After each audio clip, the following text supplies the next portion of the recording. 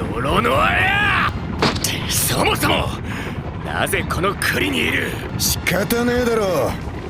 ルフィに会っちまったんだから。麦わらやまたあいつか。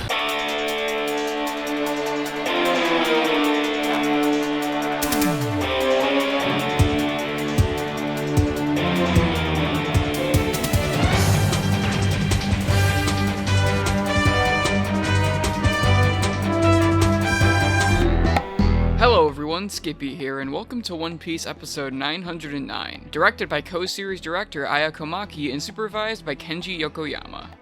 909 is shaping up to be a bit of a redo of episode 900 due to having more or less the same principal staff, with animators like Akiko Sukizono taking part, and Komaki actually sitting in the director's chair this time around to work with Yokoyama instead of leaving her storyboard to Shimaya, with them all coming together to really make sure that one of the most impactful moments in Act 1 of Wano lands. The preview itself makes it look like they'll be firing on all cylinders here, so can episode 909 do what 900 did and then some with the same staff to expertly adapt such a shocking revelation? Time to turn back time to this episode's airing and find out.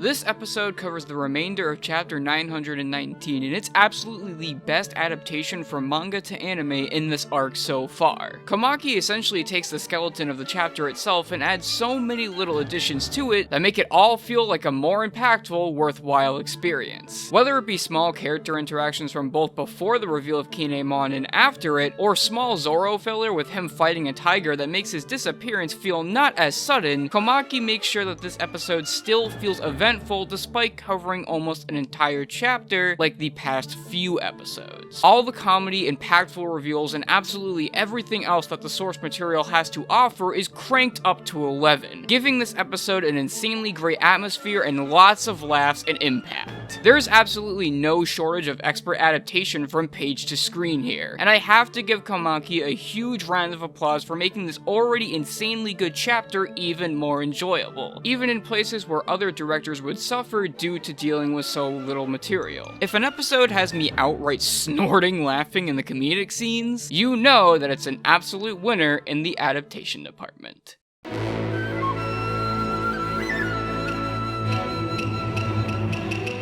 I don't think I'm exaggerating when I say that Komaki's board this episode had me shocked at just how spectacular it was, despite the fact that I know very well that she's capable at delivering on this front. Komaki takes so many liberties with the original source material to pepper her storyboard with some of the coolest visual cues, angles, and sheer character that the series has ever seen, giving this episode an absolute jolt of style and finesse that can't be found in most other directors' episodes. From stuff like Kyoshiro's drunken ramble and explanation of Odin's wife's curse, to stuff like the first-person camera shake as Luffy is walking towards the graves, there proves to be absolutely no shortage of eye candy and insanely creative storyboarding in this episode, with Komaki herself wrapping it all up with her ever-so-stylish compositing, fun methods of storyboarding comedic scenes, and usual lovely backgrounds. The board overall helps the episode feel so fucking alive and vibrant, with surprises at almost every turn that make this 100 times better than the manga. Like the adaptation, it takes just about every opportunity to expand on what the original source material gave it to truly make something impactful, and it's of course expected of our co-series director to do such a thing, but it still blows me away nonetheless.